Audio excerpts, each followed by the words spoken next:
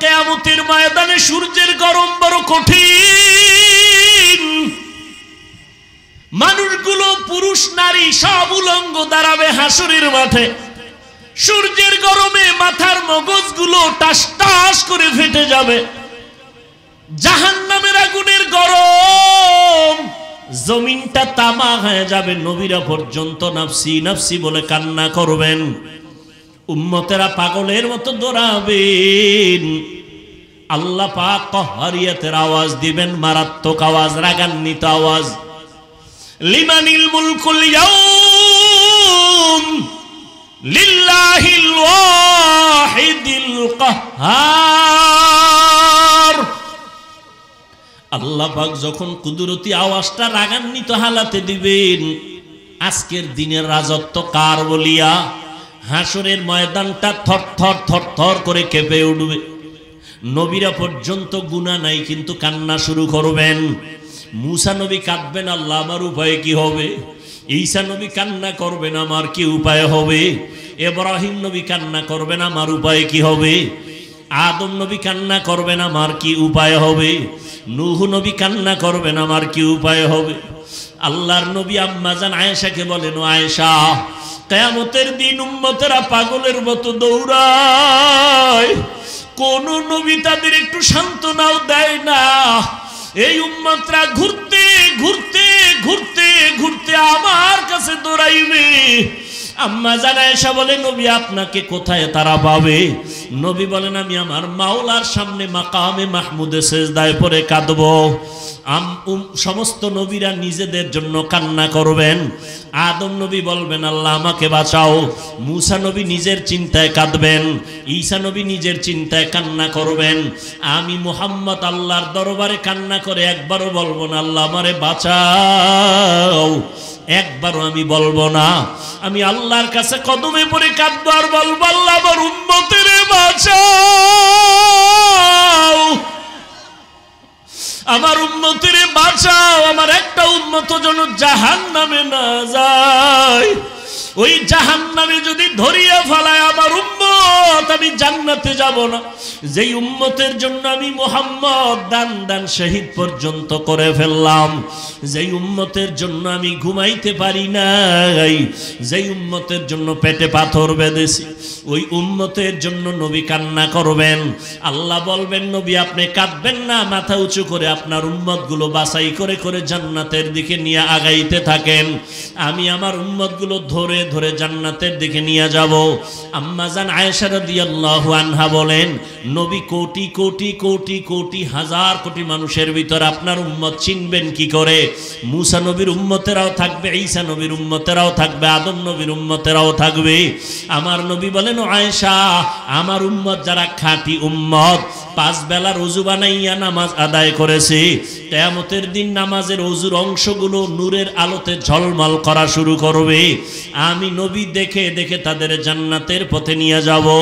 ও নবীর আশিকের দল, ও বেনামাজির দল, ওই দিন যদি আমার নবীর বাসায় বাদ পড়িয়া যাও, নবী যদি তোমাকে বলে তুমি আমার উম্মত না, নামাজ পড়ো নাই, ওই দিন কিন্তু বিপরীত লাইনে তোমার হাতে হ্যান্ডকাপ লাগিয়া যাবে। আল্লাহ অর্ডার করবে, ফেরেশতা এই গুনাহগার বেনামাজির হাতে জাহান্নামের হ্যান্ডকাপ লাগাও, জাহান্নামের দিকে টেনে টেনে নিয়ে যাও। জাহান্নামের আগুন শরীরে লাগবে, কলিজা পর্যন্ত ভুনা হয়ে যাবে। ও যুবক, স্কুলে পড়ো, কলেজে পড়ো, চাকরি করো, ব্যবসা করো, কোনো বাধা নাই। আল্লাহকে পাওয়ার জন্য আলেম হওয়া শর্ত না, মাদ্রাসায় পড়া শর্ত না। অন্তরকে গুনাহমুক্ত করে দাও। মা বাবার দোয়া নিয়ে চলো, উলামায়ে কেরামের পরামর্শ নিয়ে নবীর তরিকা সুন্নত অনুযায়ী চলো। জীবনে জবান দিয়ে কাউকে কষ্ট দিও না, মা বাবারে কষ্ট দিও না, তোমার ব্যবহার দিয়া মুরব্বী উলামায়ে কেরামের কষ্ট দিও না। নবীর তরিকা মানিয়া চলো। তোমার মতো কত যুবক জীবনে মাদ্রাসায় পড়ে নাই, স্কুল কলেজে জেনারেল লাইনে থাকিয়া রাস্তায় গাড়ি চালায়, নামাজ পড়ে, তুমি কেন পারবা না রে বাবা? তোমার মতো যুবক তাকায় দেখো, দোকানদারি করে, ব্যবসা করে, চাকরি করে, নামাজ ছাড়ে না, তুমি কেন পারবা না? ও বাবারা, বুড়ারা, আপনাদের মতো কত বুড়া মুরব্বীরা মসজিদে গিয়া 5 বেলার নামাজ পড়ে, আপনারা কেন পারবেন না? ও পর্দার আড়ালের আম্মা জান, বোনেরা, আপনাদের মতো কত মা, কত বোনেরা মোবাইলে সময় নষ্ট করে না, স্বামীর মাল নষ্ট করে না, 5 ওয়াক্ত নামাজ পড়ে, স্বামীর মাল হেফাজত করে, নামাজ পড়ে, কান্না করে, সন্তানগুলোকে আদর্শওয়ালা বানানোর জন্য চেষ্টা করে। ও বাবারা, যুবকরা, তওবা করে নাও। জীবনে তো কম নামাজ ছাড়ো নাই, বেপরদায় কম চলো নাই, মনের চাহিদা পূরণে গুনাহ কম করো নাই। আজকে থেকে আল্লাহকে মনে মনে ডাকো আর বলো, হে মালিক, জীবনে তো বহু অন্যায় করেছি, আমার অন্যায়ের খবর মা বাবা আত্মীয় স্বজন কেউ জানে না। আজকে থেকে তওবা করে নিলাম, মরিয়া গেলে যাব, হায়াতের মালিক তুমি, ইজ্জতের মালিক তুমি। নেককারীন স্ত্রী একটা স্বামীর জন্য বড় নেয়ামত। স্বামীকে পেরেশানি দেয় না, বরং স্বামীর পেরেশানিটা নিজেও ভাগ করে নেয়। ও স্বামী, তুমি অল্প টাকা কামাই করো, কোনো টেনশন নিবা না, আল্লাহ বরকত দিবে। এইটা যদি একজন নারী কয়, স্বামীর আর দুনিয়াতে কি চাই? ঈদে জামা কাপড় আনতে পারে না, স্বামীর মাথা গরম, একা একা পারে না, মইরা যায়, কান্না করে, বিবি স্বামীর হাত ধইরা, ও স্বামী আমার, বাচ্চা 2টা আছে, 1টা আছে, 3টা আছে, ওদের কিছু কাপড় দাও, আমার কোনো কাপড় লাগবে না। আল্লাহ যেদিন তোমারে টাকা দিবে সেই দিন তুমি আনবা। এখন আমরা কোন রকম চলবো ইনশাআল্লাহ, কোনো টেনশন নিবা না। এমন একটা সাহস যদি আম্মা জান স্বামীরে দেয়, ওই স্বামী কোনোদিন হালাল টাকা ছাড়া কারো হক নষ্ট করে হারাম টাকা ঘরে নিবে না। আর যেই মহিলা খালি স্বামীর টাকা চুরি করে, চুরি করে বড় স্টেশন ধরায়, ঠিক নি? এরপরে হকাস মার্কেটে যায়, আরো কত কত নতুন নতুন মার্কেটে দৌড়ায়, ঠিক নি? স্বামী যত আনে নাই, যত আনে নাই, যত আনে নাই। আল্লাহর কসম, স্বামী যদি হালাল ভাবে টাকা রুজি করে, আর স্ত্রী যদি স্বামীর অজান্তে টাকা ডানবাম করে, ওই কামাইতে কোনোদিন বরকত ওই সংসারে হবে না। এজন্য একটা প্রবাদ আছে না, সংসার ধ্বংস হয় না, সংসার ধ্বংস হয় নারীর কারণে, সংসার ধন্য হয়, কথা কয় না, রমণীর গুণে। ভালো একটা নারী ঘরে আনিস রে যুবক, ইডেন কলেজে যাইস, দামি দামি নারী বয়ে রইস, জাহাঙ্গীরনগরে যাও, চাঁদপুরে বিভিন্ন পার্কে যাও, বড় স্টিনে যাও, ডানা কাটা ভরি ঘরে নিয়ে আইও। ডানা কাটা ভরি মানে কি? এই ভরি খালি ডানাই কাটবে। বিয়ার সিঁড়িতে ভাও দিয়া শাশুড়ির ডানা কাইটা কয়, তোর মা খারাপ, ডানা কাটা একটা শেষ। কয়েকদিন কয়, তোর বাপটাও কি করুম? কয়, চাঁদপুর থাকবি? কহ তা শহরে বাসালা, না হয় ঢাকায় ল। ঢাকায় যাইয়া স্বামী একদিক, স্ত্রী আর একদিক, কিছু টাকা আত্মসাৎ করে কয়, তোর ডানাও কাটলাম গেলাম, ডানা কাটা ভরি। এরে যুবক, জীবনটা নষ্ট করিস না রে যুবক, চরিত্র অমূল্য সম্পদ। ভালো একটা নারী ঘরে নিস, দুনিয়াতে জান্নাতের ঘেরান নাকে পাইয়া খবরে যাবি। আল্লাহ সবাইরে কবুল করেন। বুড়ারা কি আর একটা করবেন? তো কি বুঝছে আমিন কইলেন? খায় চলে, 2টা সমানে, এখন 2 বিয়ার ওয়াজ চলে না, বেশি বিয়া করো, বেশি বিয়া করো। হ্যাঁ, 2 বিয়া কইরা শান্তিতে আছে 1 কোটি মানুষের মধ্যে একজন পাবেন কিনা সন্দেহ।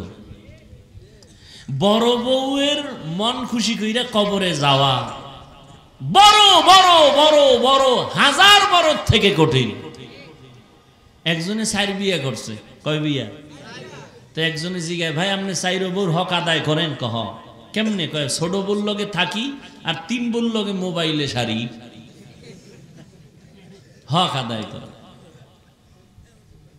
4 বিয়ার ওয়াজ চলে, কিন্তু আল্লাহ যে একটা রেড সিগন্যাল দিয়ে রাখছে, আয়াতটার মধ্যে খবর নাই। ওয়া ইন খিফতুম, আছে না নাই? যদি তুমি স্ত্রীদের মধ্যে ইনসাফ বজায় না রাখতে পারো, খবরদার ফাওয়াহেদা একটা নিয়ে থাকো, না হয় স্ত্রী তোমার জাহান্নামে যাওয়ার কারণ হয়ে যাবে। আল্লাহ মাফ করুন। সব ধ্বংসের পেছনে মোবাইল। হ্যাঁ যুবকেরা, চরিত্র সুন্দর করো, ডাক্তার হও, আদর্শবান হও, ইঞ্জিনিয়ার হও, আদর্শবান হও। জীবনে সম্মান দেখবা কাকে বলে? দুনিয়ার মানুষ তোমার পায়ের নিচে গুরু গুরু গুরু করবে। সম্মান, চরিত্র লাগবে, চরিত্র। আর লাগবে শারীরিক সুস্থতা। বেহেশত আযা কে আজারে নবাশত কসে রাবা কসে করে নবাশু। আল্লাহ তাআলা বলেন, আমি 5টা জিনিসের দ্বারা পরীক্ষা নিব। পাস করার জন্য একটা পুঁজি লাগবে। পুঁজির নাম কি? ধৈর্য। ধৈর্যটা হাদিস শরীফে নবী বলেন নিসফুল ঈমান, ঈমানের অর্ধেক হলো ধৈর্যের ভেতরে। ইয়া আইয়ুহাল্লাযীনা আমানুসবিরু ওয়া সাবিরু ওয়া রাবিতু ওয়াত্তাকুল্লাহা লাআল্লাকুম তুফলিহুন। ধৈর্যের উপরে মজবুত হয়ে থাকো।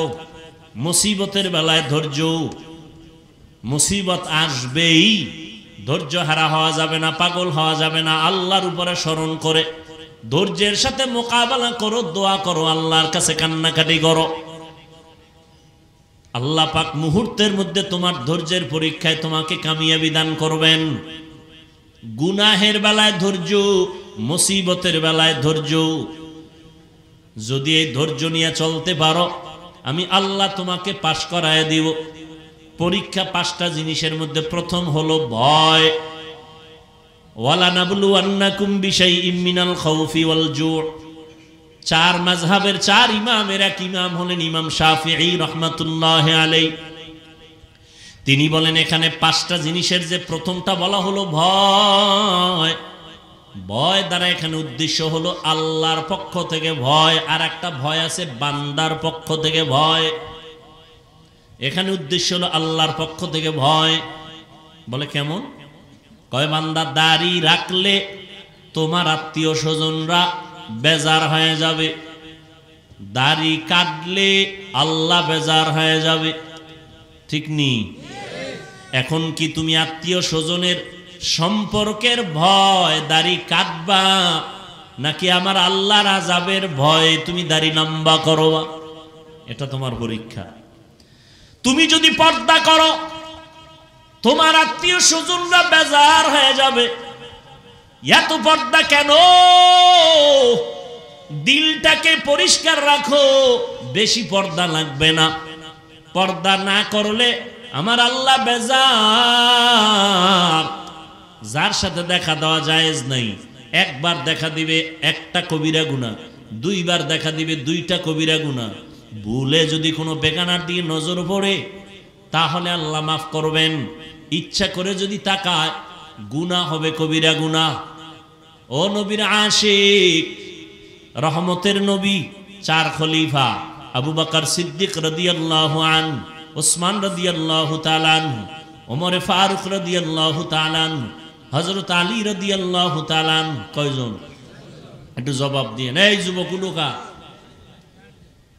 তুই গেলে আমরা একসাথে যাই, এরকম করো কেন? এটা মহা মুসিবত।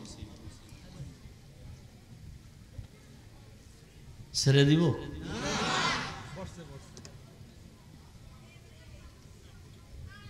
কি ব্যারাম, কি বয়ান করলে এরা বসবে আল্লাহ ভালো জানে। হ্যাঁ, কয়জন খলিফা? 4 জন। আর সর্দারকে রহমতের নবী। এরা গেছেন কলিজার টুকরা রসুলের, রসুলের কলিজার টুকরা কন্যা। নাম বলেন ফাতেমা। বাকিটাও বলেন রাদিয়াল্লাহু আনহা। মহিলা সাহাবিয়া, তাদের বেলায় কি বলতে হয়? রাদিয়াল্লাহু আনহা। আর পুরুষ সাহাবী যদি হয় রাদিয়াল্লাহু তাআলা আনহু। নবীজি সহ গেলেন কার ঘরে? ফাতেমা রাদিয়াল্লাহু আনহার ঘরে। ফাতেমা রাদিয়াল্লাহু আনহা মেহমানদারির জন্য একটা সুন্দর পেয়ালায় মধু দিয়েছেন। কি মধু? মধু দিয়েছেন। চার খলিফার সামনে রহমতের নবী বসে আছেন, মধু দিছে। ভালো না জিনিসটা? দিছে তার কন্যা, কলিজার মেয়ে, তাও সুন্দর একটা পেয়ালা, আকাশের চাঁদের মতো জিগজিগ করে। রসুল সামনে, হঠাৎ করে তাকায়া দেখে পেয়ালার মধুর মাঝখানে একটা চিকন চুল। কি চুল? ছোট না, অনেক বড়। বড় চুলটা কাদের হয়? পুরুষের না? বর্তমানে বলা মুশকিল, কারণ পুরুষের চুলও তো মহিলাদের থেকে লম্বা, ঠিক নি? স্টাইল মহিলাদের মতো পেছনে খোপা বাঁধে, আবার ভাব লয় এরা সাধক। কি হাদিস শরীফ স্পষ্ট, যেই পুরুষ মহিলার সাজে সাজবে, যেই মহিলা পুরুষের সাজে সাজবে, জাহান্নাম, জাহান্নাম, জাহান্নাম। এখন তো আবার ওদিকে গেলে তো আর এক ঝামেলা। কি জেন্ডার? হ্যাঁ, মেয়েরা থাকবে আকার আকৃতিতে মেয়ে, কিন্তু ভাবটা দেখাবে পুরুষের মতো, ঠিক না? আর ছেলেরাও ওই ভাব ধরতেছে। মেয়েরা জিন্স, ছেলেরা প্যান্ট শার্ট পরে, এখন মেয়েরাও, কথা বলে না কেন, পরে। যাই হোক, চুল চিকন। নবীজি কয়, দেখছেননি আপনারা? ইয়া রাসূলুল্লাহ, দেখছি।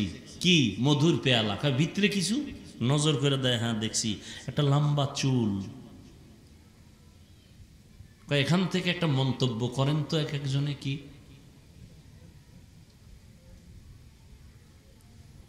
আবু বকর বলে, আমি একটা মন্তব্য করি। বলে, কি? মানুষের ঈমান চমকদার পেয়ালার মতো, হ্যাঁ, আমল মধুর মতো মিষ্টি, আমল ইখলাস চুলের মতো চিকন, চুলের মতো চিকন।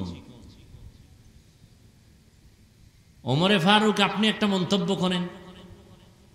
ওমরে ফারুক বলেন, ইয়া রাসূলুল্লাহ, আমি একটা মন্তব্য করি।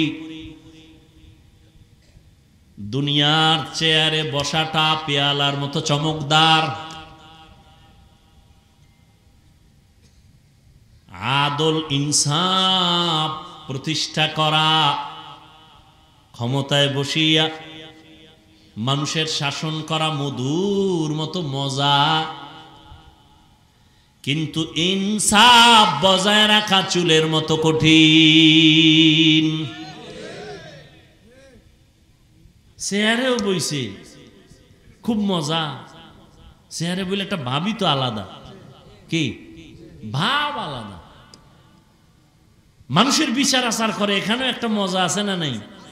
ডানেও টাকা, বামেও টাকা। ইনসাফ ঠিক রাখা কির মতো কঠিন? চুলের মতো কঠিন। ওসমান রাদিয়াল্লাহু তাআলা আনহু বলেন, ইয়া রাসূলুল্লাহ, আমি একটা মন্তব্য করি। বলে, করেন। রহমতের নবী আমার, আল্লাহ পাকের কোরআন ও হাদিসের ইলম এ পেয়ালার মতো চমকদার। আমল করা, ইলম অর্জন করাটা মধুর মতো মজা, কিন্তু ইলম অনুযায়ী আমল কইরা আল্লাহ পাওয়া চুলের মতো বড় কঠিন। এত সুন্দর মজলিসটা কেমন মনে করেন? দেখছেননি? নবীজি মজাক মজা করতেছেন। নবীজি কি করতেছেন? মজা করতেছেন। খুব সুন্দর মজা। মজার মধ্য দিয়া হেদায়েতের আলো আসতেছে। কি আলো আসতেছে? আর আমগো মজার ভিতরে দিয়া গুনাহ আসতেছে। গুনাহ, মজা করি গুনাহ দিয়ে। নাউযুবিল্লাহি মিন যালিক। আল্লাহ হেদায়েত দান করুন। হ্যাঁ, হযরত আলী আছে না নাই? নবী যদি অনুমতি দেন আমি একটা করি। হযরত আলী ডাক দিয়ে এখন ইয়া রাসূলুল্লাহ,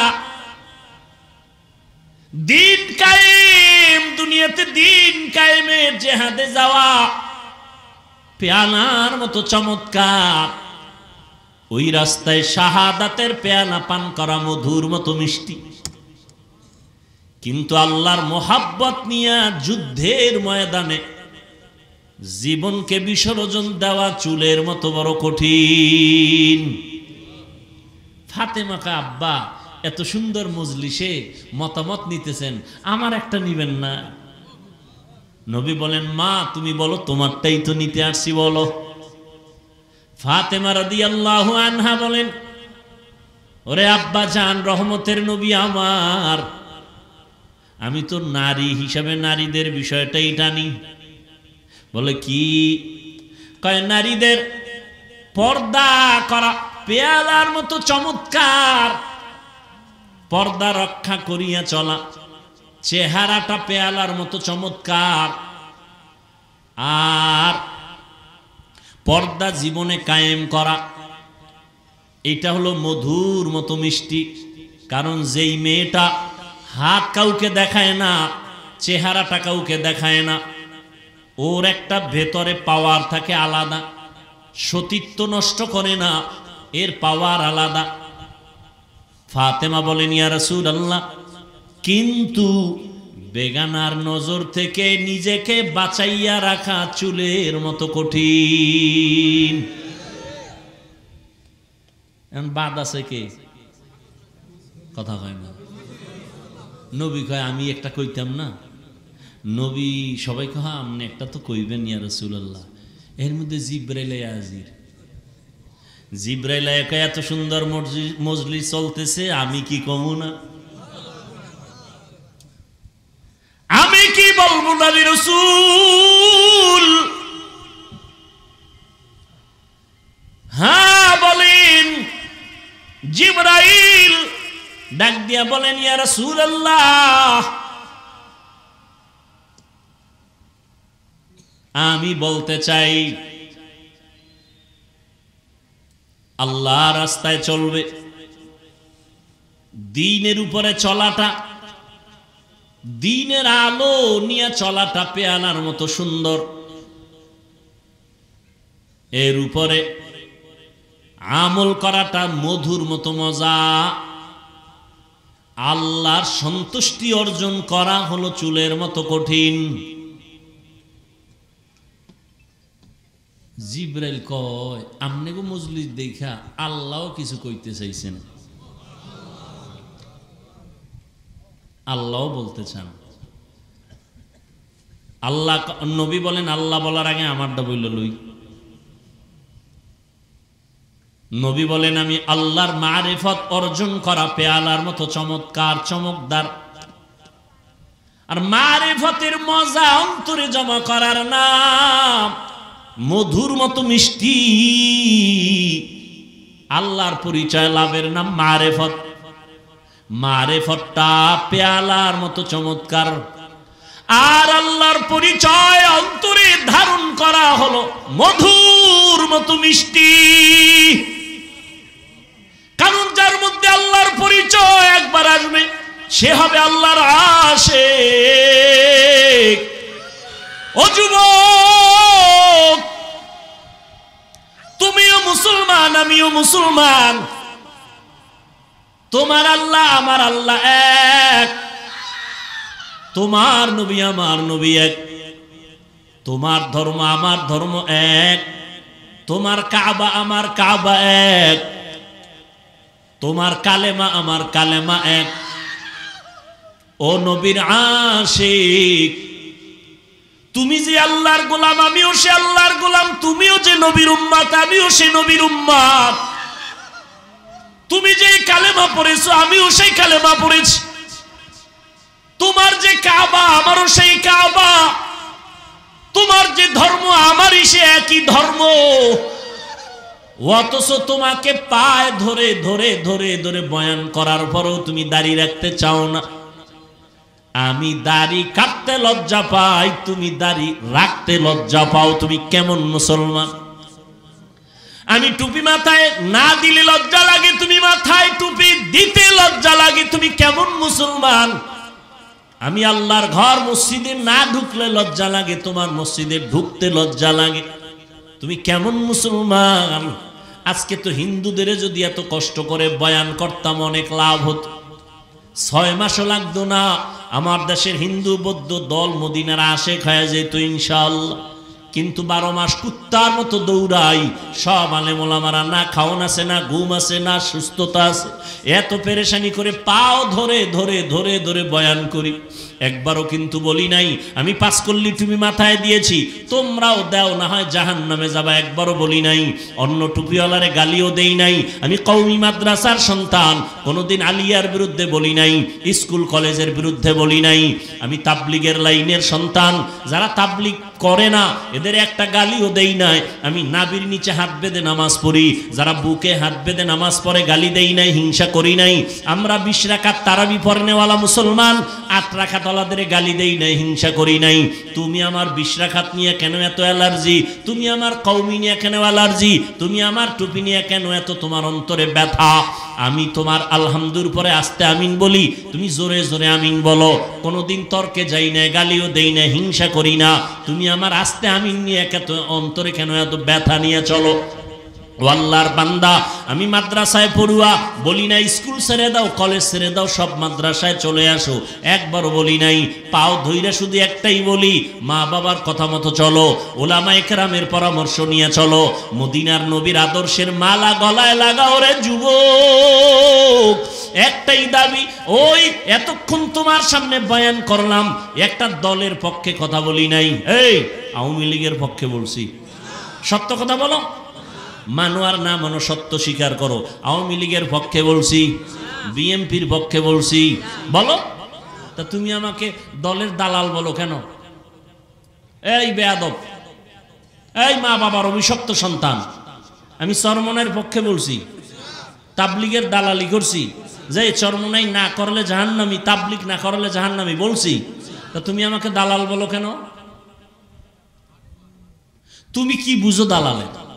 এই বেটা, মদখোরের কাছে আলেম ওলামারা যদি যায়, আর যদি আলেম ওলামা মদখোরের তালে ভইরা মদ পান করে, তখন তুমি বলতে পারো এই আলেমরা মদখোরের গোলাম। কিন্তু এমন যদি হয় আলেমরা যাওয়ার কারণে মদখোর হুজুরদের লাইনে টুপি পরছে, দাড়ি রাখছে, নামাজ পড়ে, বিএমপির সাথে ওলামায়ে কেরাম যাওয়ার কারণে যদি ইসলামের উপকার হয়, তা তুমি দালাল বলবো কেন? আওয়ামী লীগের কাছে হাটহাজারির হুজুর গেছেন, কওমি মাদ্রাসার স্বীকৃতি নিছেন, ইসলামের দাবি পূরণের জন্য যদি যান, তুমি দালাল বলবা? কি পেয়েছো? এই বেয়াদবি, এই দুঃসাহস কে তোমাকে দিয়েছে? ক্লাস 5-এ পড়ে, আলিয়ায় দাখিল পড়ে, কওমি মাদ্রাসায় কাফিয়া শরহে বেকায়া পড়ে, এরকম কিছু বেয়াদব ফেসবুকে একজন বড় আলেমের নামে ফট করে লিখে দেয় দালাল। আল্লাহ হেদায়েত দান করুন। আল্লাহ, এরে যুবক, রহমতের নবী বলেন আল্লাহর মারিফত অর্জন করা পেয়ালার মতো মজা। মারিফতের মজা যখন অন্তরে লাগবে তখন মধুর মতো মিষ্টি। আল্লাহকে যখন চিনতে পারবা তখন তোমাকে জীবনে কেউ জীবন নিয়ে নিবে, কিন্তু ঈমান কেড়ে নিতে পারবে না। ফিলিস্তিনের দিকে তাকাও, ইসরায়েলি জালেমের গোষ্ঠী ফিলিস্তিনের উপরে আক্রমণ, বলে জমিন ছেড়ে দাও, বাইতুল মাকদিস আমাদের হাতে দাও। মুসলমান বলে আল্লাহর জমিনে আছি, তোমাদেরটা খাই না, আল্লাহ রিজিক দেন, জীবনটা দিয়া দিব, কিন্তু আল্লাহর ঘর হেফাজতে পিছপা হব না। আল্লাহ 5টা জিনিসের দ্বারা পরীক্ষা নিবেন। 1 নাম্বার হলো ভয়। ভয় ভয় ভয়টা আবার 2 প্রকার, আল্লাহর পক্ষ থেকে ভয়, বান্দার পক্ষ থেকে ভয়। বুঝেননি? এই ভয়ের উপরে যদি আলোচনা করি আরো 1-1.5 ঘন্টা চলে যাবে, ছেড়ে দিলাম। এই ভয়টাকেই বলে তাকওয়া। قال النبي صلى الله عليه وآله وسلم اتق المحارم تكن أعبد الناس রহমতের নবী বলেন, তোমরা গুনার হারাম অবৈধ জিনিস থেকে নিজেকে বাঁচাও, তো মানুষের কাছে আল্লাহর কাছে দামি হয়ে যাবে। এই ভয়ের নাম তাকওয়া। যারা ভয়টা করবে তাদের নাম মুত্তাকি। আল্লাহ পাক রব্বুল আলামিন এই ভয় অন্তরে জমা করার কথা বলছেন। অর্জন করা লাগবে, অন্য জায়গা থেকে নিজে নিজে অর্জন করা যায় না।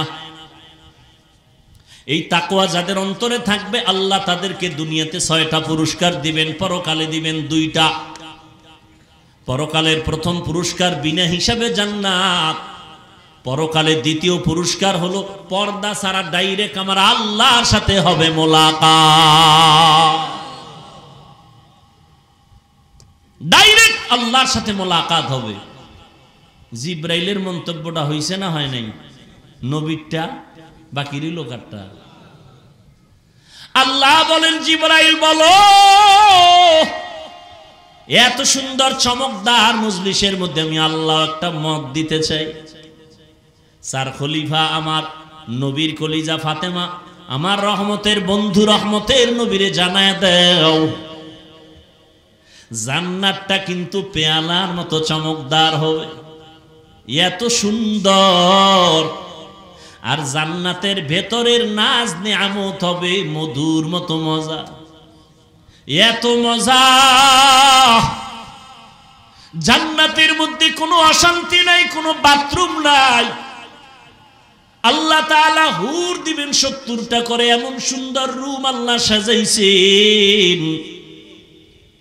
মধুর মতো মজা। কিন্তু এই জান্নাত পাওয়ার জন্য যে কাজগুলো করা লাগবে, কাজ দুনিয়াতে করা চুলের মতো বড় কঠিন।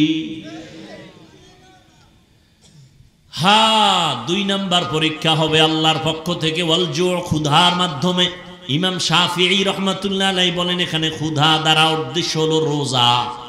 যেমন গত রমাজানে অনেক মুসলমান এখানে আছে রোজা রাখে নাই, চায়ের দোকানে বৈশা গল্প করছে আর বলছে রোজা রাখো না কেন? বলে আমার ঘরে কি ভাতের অভাব, আমি রোজা রাখবো কেন? এরকম কুলাঙ্গার চাঁদপুরে নাই? আমরা কি আসলে ভাতের অভাবে রোজা রাখছি? হ্যাঁ, ওরে রোজা তো হিন্দুরাও রাখে, খ্রিস্টানেরাও রোজা রাখে, ইহুদিরাও রোজা রাখে, তবে তাদের নাম আলাদা, সিস্টেম আলাদা। তাদের নাম হলো না খাওয়ার সাধনা। না খাওয়ার সাধনা হিন্দুরাও করে, বৌদ্ধরাও করে, ইহুদিরাও করে, খ্রিস্টানেরাও করে, সব ধর্মে আছে। আমাদেরটা না খাওয়ার সাধনা না, আমাদের সাধনা হলো না খাওয়ার মাধ্যমে আল্লাহ পাওয়ার সাধনা।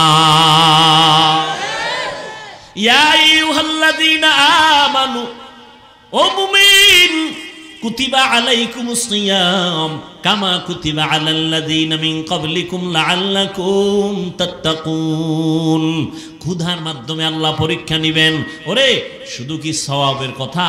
ওরে শুনো না, এই মোবাইল যারা চালাও, আজকে বাসায় গিয়ে গুগলে সার্চ দিও, গুগলে সার্চ দিও রোজার দ্বারা শরীরের ফায়দা কি।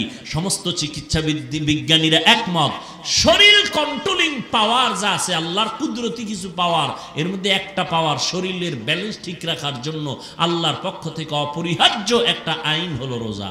শরীর সুস্থ থাকার একটা অপরিহার্য আইন, একটা নিয়ম, একটা ঔষধ রোজা। কপাল পরারা রোজারে বানাইছে রোগের কারণ, রোজা রাখলে গ্যাস বাড়ে, রোগ বাড়ে, অথচ আল্লাহ পাকেই রোজা দিছেন রোগের ঔষধ, আর হে ঔষধের বানাইছে রোগ। কত বড় নিমক হারাম। আর রসুল শুধু কি রমাজান আরাফার রোজা রাখছেন, আশুরার রোজা রাখছেন, আসতেছে মুহররমের রোজা, আশুরার রোজা। রহমতের নবী সোমবার বৃহস্পতিবার সপ্তাহে রোজা রাখতেন। আমি অহংকারের জন্য বলি না, একটু বুঝাবার জন্য বলি। আল্লাহর বহু বান্দারা রোজা রাখে সোমবার বৃহস্পতিবার। আলহামদুলিল্লাহ, আমিও চেষ্টা করি রাখার জন্য। এত সফর করি, এত কষ্ট করিও যদি আমি রোজা রাখতে পারি, বাবা তুমি কেন পারো না? ফরজ রোজা রমজানে রাখবা, শরীরটা সুস্থ থাকবে। এক হিন্দু ডাক্তার রমজান মাসে একটা লেখা দিছে, বিশাল লেখা, রোজায় শরীরের কি কি ফায়দা ডাক্তারি মতে। আর সে রোজা রাখে না, রোজা রাখলে রোগ বেড়ে যাবে, নাউযুবিল্লাহ। ক্ষুধার মাধ্যমে পরীক্ষা। এ বিষয়ে আর কদি আগাইলাম না। 3 নাম্বার পরীক্ষা হবে মালের কোরবানি। ইমাম শাফিঈ রাহমাতুল্লাহ আলাইহি বলেন এখানে মালের কোরবানি দ্বারা উদ্দেশ্য হলো যাকাত। ধনীরা যাকাত আদায় করো, যাকাত দাও। যাকাত দেওয়া এক জিনিস, যাকাত আদায় করে দেওয়া আর এক জিনিস। সারা বাংলাদেশে ঘুরি, ফাঁকে ফাঁকে সাইনবোর্ডে লেখা দেখি দারিদ্র বিমোচন করো, দারিদ্র বিমোচন করো। জমিনে দারিদ্র বিমোচনের আল্লাহর পক্ষ থেকে একটা মহা অর্থনৈতিক আল্লাহ সিস্টেম দিয়েছেন। যাকাত দিবে ধনীরা। আমি তো আল্লাহর কসম করে বলি, আল্লাহর আইনে ধনীরা যদি পাই পাই করে হিসাব করে গরিবের যাকাত দেয়, এ জমিনে দারিদ্র বিমোচন হয়ে যাবে। সঠিকভাবে যাকাত দেওয়া হয় না, এ বিষয়ে রমাজানে অনেক বয়ান করেছি। যাকাত গরিবেরা কয় তো আমাকে কোনো টেনশন নাই, আমাকে মালও নাই, পরীক্ষাও নাই। না, তোমাকে আর একটা পরীক্ষা, জানের কোরবানি। ধনীরা দিবে মালের কোরবানি মাদ্রাসা করার জন্য। আমার ভাইরা কেউ 1 লাখ, কেউ 2 লাখ, কেউ 50,000 ধনী মানুষ দিয়া দিলেন। কিন্তু এখন ঘর উঠানো লাগবে, মাটি কাটা লাগবে, ইট দিয়া গাঁথনি দেওয়া লাগবে। এটা ধনী মাসটাকে ব্যালেন্স করে দিয়েছেন। জানের কোরবানি। ইসমাইল নবী জানের কোরবানি দিতে বাবার ছুরির নিচে শুয়ে পড়ছেন। মালের কোরবানি, হাজী সাহেবরা বাইতুল্লাহ যায়, জানের কোরবানি, মালের কোরবানি। নামাজে দাঁড়াও বান্দা, এখানে মালও লাগে, জানও লাগে। ইবাদতে মালি, ইবাদতে বদনি। ও বান্দা, তুমি আল্লাহর দেওয়া জিনিস আল্লাহর পথে ব্যয় করো, কোরবান করো। ইন্না সলাতি ওয়া নুসুকি ওয়া মাহইয়ায়া ওয়া মামাতি লিল্লাহ ওয়া মামাতি লিল্লাহি রাব্বিল আলামিন। 5 নাম্বার পরীক্ষা হলো ফলের মাধ্যমে, ওয়াসসামারাত। ইমাম শাফিঈ রাহমাতুল্লাহ আলাইহি বলেন এখানে ফল দ্বারা উদ্দেশ্য হলো সন্তান। কারণ জমিনে যত মা আছে, মা, কোরআন শরীফে আল্লাহ তাদেরকে বলছে এরা ফসল উৎপাদনের ক্ষেত,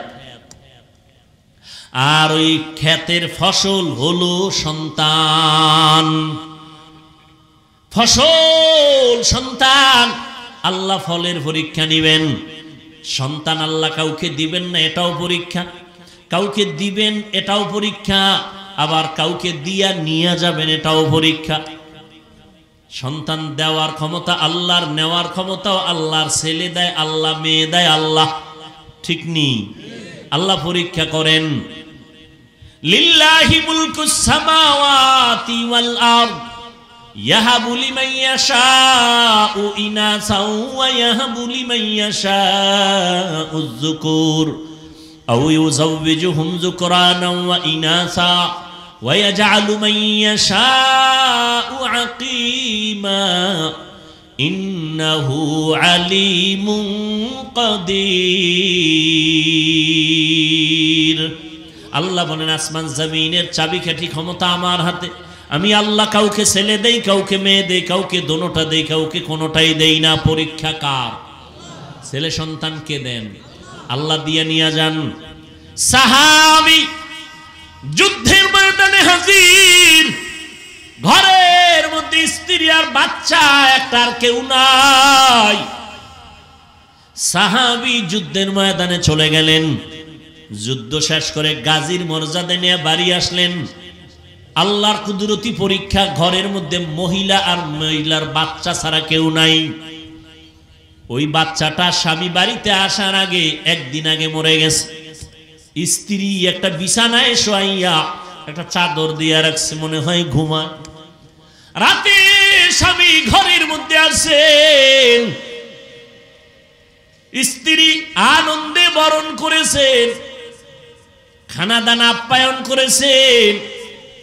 স্বামী এক পর্যায়ে বলে, বিবি আমার সন্তানের কি হালাত? স্ত্রী কতটা হেকমত লাগায় জবাব দিলেন। সাহাবী তো, তার স্ত্রীও তো তেমন। আমগো আম্মা জানেরা হুদা জায়গায় স্বামীরে টেলিফোন করে পেরেশানি দেয়। হুদা জায়গায় কই আছো?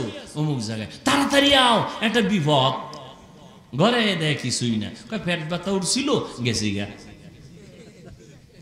এইরকম সাহাবায়ে কেরাম এমন আল্লাহ তাদের নেয়ামত দান করেছেন। নেককারীন স্ত্রী একটা স্বামীর জন্য বড় নেয়ামত। স্বামীকে পেরেশানি দেয় না, বরং স্বামীর পেরেশানিটা নিজেও ভাগ করে নেয়।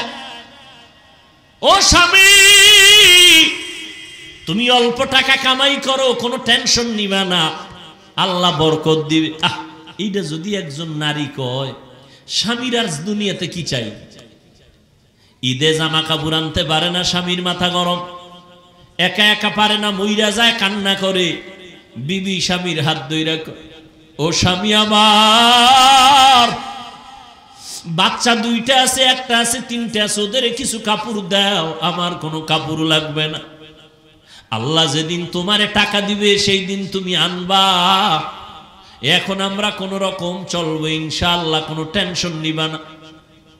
এমন একটা সাহস যদি আম্মা জান স্বামীরে দেয়, ওই স্বামী কোনোদিন হালাল টাকা ছাড়া কারো হক নষ্ট করে হারাম টাকা ঘরে নিবে না। আর যেই মহিলা খালি স্বামীর টাকা চুরি করে, চুরি করে বড় স্টেশন ধরায়, ঠিক নি? এরপরে হকাস মার্কেটে যায়, আরো কত কত নতুন নতুন মার্কেটে দৌড়ায়, ঠিক নি? স্বামী যত আনে নাই, যত আনে নাই, যত আনে নাই। আল্লাহর কসম, স্বামী যদি হালাল ভাবে টাকা রুজি করে, আর স্ত্রী যদি স্বামীর অজান্তে টাকা ডানবাম করে, ওই কামাইতে কোনোদিন বরকত ওই সংসারে হবে না। এজন্য একটা প্রবাদ আছে না, সংসার ধ্বংস হয় না, সংসার ধ্বংস হয় নারীর কারণে, সংসার ধন্য হয়, কথা কয় না, রমণীর গুণে।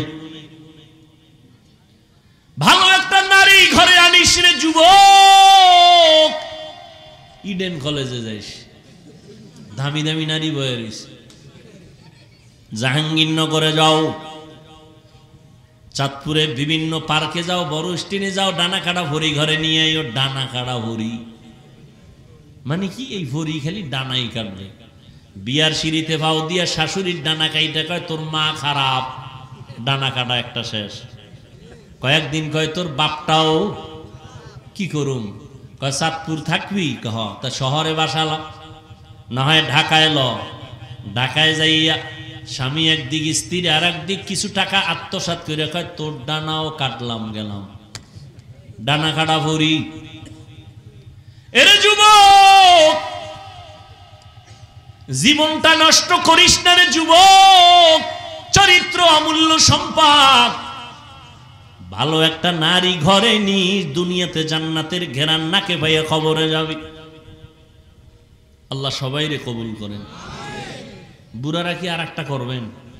তো কি বুঝছে আমিন কইলেন? খায় চলে এখান দুইটা সমানে, এখন দুই বিয়ার ওয়াজ চলে না, বেশি বিয়া করো, বেশি বিয়া করো। হ্যাঁ, দুই বিয়া কইরা শান্তিতে আছে 1 কোটি মানুষের মধ্যে একজন পাবেন কিনা সন্দেহ। বড় বউয়ের মন খুশি কইরা কবরে যাওয়া বড় বড় বড় বড়, হাজার বড় থেকে কঠিন। একজনে 4 বিয়া করছে, কয় বিয়া? তো একজনে জিগায়, ভাই আপনি 4 বউর হক আদায় করেন? কহ কেমনে? কয় ছোট বউর লগে থাকি আর 3 বউর লগে মোবাইলে সারি, হক আদায় করে। 4 বিয়ার ওয়াজ চলে, কিন্তু আল্লাহ যে একটা রেড সিগন্যাল দিয়ে রাখছে, আয়াতটার মধ্যে খবর নাই। ওয়া ইন খিফতুম, আছে না নাই? যদি তুমি স্ত্রীদের মধ্যে ইনসাফ বজায় না রাখতে পারো, খবরদার ফাওয়াহেদা একটা নিয়ে থাকো, না হয় স্ত্রী তোমার জাহান্নামে যাওয়ার কারণ হয়ে যাবে। আল্লাহ মাফ করুন। সব ধ্বংসের পেছনে মোবাইল। হ্যাঁ যুবকেরা, চরিত্র সুন্দর করো, ডাক্তার হও, আদর্শবান হও, ইঞ্জিনিয়ার হও, আদর্শবান হও। জীবনে সম্মান দেখবা কাকে বলে? দুনিয়ার মানুষ তোমার পায়ের নিচে গুরুগুর গুর করবে, সম্মান। চরিত্র লাগবে, চরিত্র। আর লাগবে শারীরিক সুস্থতা। চরিত্র ঠিক রাখতে হলে রাতের ঘুম, মোবাইল থেকে দূরে থাকো, সুস্থ থাকার জন্য অপরিহার্য কর্তব্য রাতের ঘুম। কয় দোনোটাই নষ্ট করছে এই রাতের ঘুমও নাই, চরিত্রও ঠিক নেই। কার কারণে? মোবাইলের কারণে। রাতের ঘুম নাই তো শরীর নষ্ট। দেখো না, কার্টুন দেখতে দেখতে যুবক নিজেই কার্টুন হয়ে গেছে। চেহারার মধ্যে কোনো উজ্জ্বলতা নেই, তাকাইলে মায়া লাগে না। মাত্র 25, 26, 27 বছর বয়স যুবকের চেহারা ভাল্লুকের মতো, চুলগুলো উল্লুকের মতো। কবিরা গুনাহ করে সারা রাত। আর এখন নতুন মরণের আর এক ফাঁদের নাম বাইক। কি বাইক? ওখানে বইলেই শরীর খালি আগুন লাগে, আগুন গরম হয়। আর পেছনে যদি বিপরীত পার্স থাকে তো আরো আগুন। আল্লাহ হেদায়াত দান করুন। আবার ঢুকেও যায় ট্রাকের তলে নাই, একসাথে 2 জন, 11 জন। আহা, আল্লাহ হেদায়াত দান করুন। এরে যুবক, ভালো করে বুঝো, আল্লাহর মোহাব্বত নিয়া জীবনটারে সুন্দর করে আগাও। সাহাবী যখন বলে আমার সন্তান কই, মরে গেছে, কয় না, কয় আমার সন্তান ঘুমায়। আসলে তো মরে গেছে। যদি এখন বলি স্বামীর মনটা খারাপ হবে, যুদ্ধ পরিচালনা করে আনছে, স্ত্রী সান্ত্বনা দিছে, ঘুমায় তো বাবাও নিশ্চিন্তায় ঘুমায় গেছে। ফজরের আজান হয়ে গেল, দুজন উঠে ফজরের নামাজ আদায় করে। এবার স্ত্রী স্বামী ডাক দিয়া কয়, স্বামী আমার মনটা খুশি নি। বলে খুশি? একটা কথা বলবো, শুনবেন নি? কয় শুনবো। মনে কষ্ট নিবেন না তো? কয় না। শুনেন, আপনারা খেয়াল করেননি, আমি 2 মিনিটে মোনাজাত দেব একটু। আর যারা গুনা টুনা নেই, এগো মোনাজাতেরও কি নেই, দরকার নেই।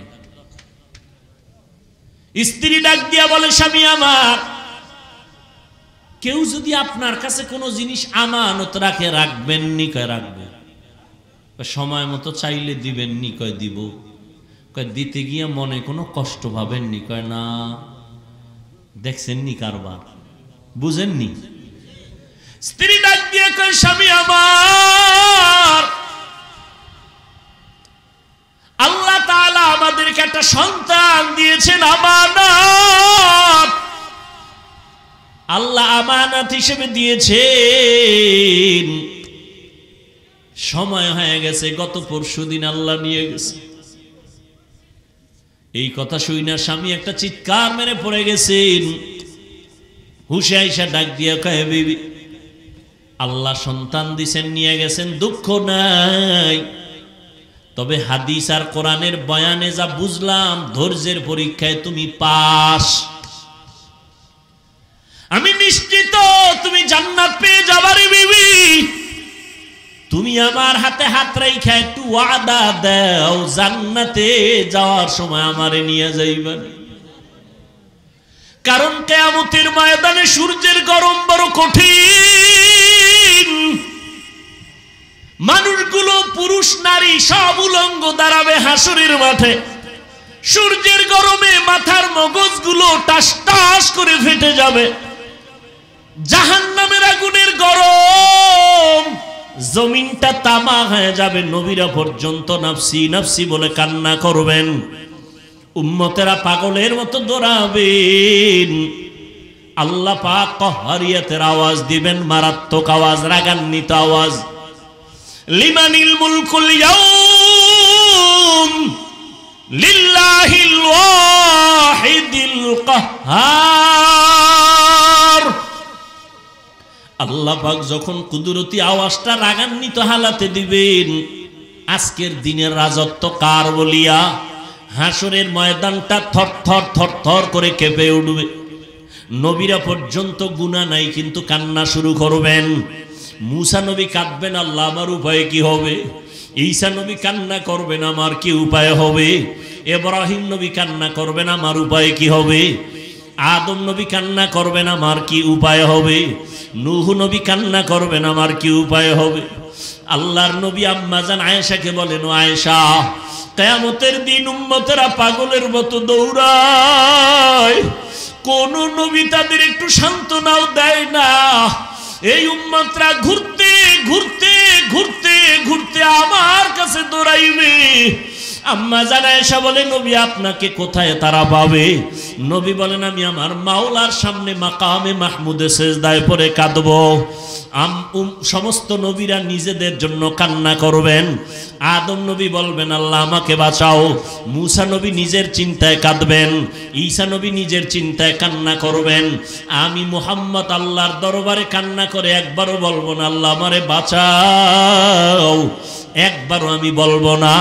আমি আল্লাহর কাছে কদমে পড়ে কাঁদবো আর বলবো, আল্লাহ আমার উম্মতের বাঁচাও, আমার উম্মতের বাঁচাও, আমার একটা উম্মত যেন জাহান্নামে না যায়। ওই জাহান্নামে যদি ধরিয়া ফেলায় আমার উম্মত, আমি জান্নাতে যাব না। যেই উম্মতের জন্য আমি মুহাম্মদ দান শহীদ পর্যন্ত করে ফেললাম, যেই উম্মতের জন্য আমি ঘুমাইতে পারি নাই, যেই উম্মতের জন্য পেটে পাথর বেঁধেছি, ওই উম্মতের জন্য নবী কান্না করবেন। আল্লাহ বলবেন, নবী আপনি কাঁদবেন না, মাথা উঁচু করে আপনার উম্মতগুলো বাছাই করে করে জান্নাতের দিকে নিয়ে আগাইতে থাকেন। আমি আমার উম্মতগুলো ধরে ধরে জান্নাতের দিকে নিয়ে যাব। আম্মা জান আয়েশা রাদিয়াল্লাহু আনহা বলেন, নবী কোটি কোটি কোটি কোটি হাজার কোটি মানুষের ভিতর আপনার উম্মত চিনবেন কি করে? মূসা নবীর উম্মতেরাও থাকবে, ঈসা নবীর উম্মতেরাও থাকবে, আদম নবীর উম্মতেরাও থাকবে। আমার নবী বলেন, আয়েশা আমার উম্মত যারা খাঁটি উম্মত, 5 বেলার ওযু বানাইয়া নামাজ আদায় করেছে, কিয়ামতের দিন নামাজের ওযুর অংশগুলো নূরের আলোতে ঝলমল করা শুরু করবে। আমি নবী দেখে দেখে তাদের জান্নাতের পথে নিয়ে যাব। ও নবীর আশিকের দল, ও বেনামাজির দল, ওই দিন যদি আমার নবীর বাসায় বাদ পড়িয়া যাও, নবী যদি তোমাকে বলে তুমি আমার উম্মত না, নামাজ পড়ো নাই, ওই দিন কিন্তু বিপরীত লাইনে তোমার হাতে হ্যান্ডকাপ লাগিয়া যাবে। আল্লাহ অর্ডার করবে, ফেরেশতা এই গুনাহগার বেনামাজির হাতে জাহান্নামের হ্যান্ডকাপ লাগাও, জাহান্নামের দিকে টেনে টেনে নিয়ে যাও। জাহান্নামের আগুন শরীরে লাগবে, কলিজা পর্যন্ত ভুনা হয়ে যাবে। ও যুবক, স্কুলে পড়ো, কলেজে পড়ো, চাকরি করো, ব্যবসা করো, কোনো বাধা নাই। আল্লাহকে পাওয়ার জন্য আলেম হওয়া শর্ত না, মাদ্রাসায় পড়া শর্ত না। অন্তরকে গুনাহমুক্ত করে দাও, মা বাবার দোয়া নিয়ে চলো, উলামায়ে কেরামের পরামর্শ নিয়ে নবীর তরিকা সুন্নত অনুযায়ী চলো। জীবনে জবান দিয়ে কাউকে কষ্ট দিও না, মা বাবারে কষ্ট দিও না, তোমার ব্যবহার দিয়া মুরব্বী উলামায়ে কেরামের কষ্ট দিও না। নবীর তরিকা মানিয়া চলো। তোমার মতো কত যুবক জীবনে মাদ্রাসায় পড়ে নাই, স্কুল কলেজে জেনারেল লাইনে থাকিয়া রাস্তায় গাড়ি চালায়, নামাজ পড়ে, তুমি কেন পারবা না রে বাবা? তোমার মতো যুবক তাকায় দেখো, দোকানদারি করে, ব্যবসা করে, চাকরি করে, নামাজ ছাড়ে না, তুমি কেন পারবা না? ও বাবারা, বুড়ারা, আপনাদের মতো কত বুড়া মুরব্বীরা মসজিদে গিয়া 5 বেলার নামাজ পড়ে, আপনারা কেন পারবেন না? ও পর্দার আড়ালের আম্মা জান বোনেরা, আপনাদের মতো কত মা, কত বোনেরা মোবাইলে সময় নষ্ট করে না, স্বামীর মাল নষ্ট করে না, 5 ওয়াক্ত নামাজ পড়ে, স্বামীর মাল হেফাজত করে, নামাজ পড়ে, কান্না করে, সন্তানগুলোকে আদর্শওয়ালা বানানোর জন্য চেষ্টা করে। ও বাবারা, যুবকরা তওবা করে নাও। জীবনে তো কম নামাজ ছাড়ো নাই, বেপরদায় কম চলো নাই, মনের চাহিদা পূরণে গুনাহ কম করো নাই। আজকে থেকে আল্লাহকে মনে মনে ডাকো আর বলো, হে মালিক, জীবনে তো বহু অন্যায় করেছি, আমার অন্যায়ের খবর মা বাবা আত্মীয় স্বজন কেউ জানে না। আজকে থেকে তওবা করে নিলাম, মরিয়া গেলে যাব, হায়াতের মালিক তুমি, ইজ্জতের মালিক তুমি। আর নামাজ ছাড়বো না, দাড়ি কাটবো না, বেপরদায় চলবো না, মা বাবারে কষ্ট দিব না, নবীজির তরিকা সুন্নত মানিয়া উলামায়ে কেরামের পরামর্শ নিয়ে চলবো। তওবা করার যদি অন্তর তৈরি হয়, মুনাফিকি না থাকে, তওবার খাঁটি নিয়ত যদি থাকে, দুটো হাত আমার আল্লাহকে দেখায়া দাও। আয় আল্লাহ, হাতগুলো কবুল করে নেন, তওবা কবুল করে নেন। আয় আল্লাহ, আমাদের তওবার উপরে মজবুত হইয়া চলার তৌফিক দান করেন, আমিন। আলহামদুলিল্লাহি রাব্বিল আলামিন।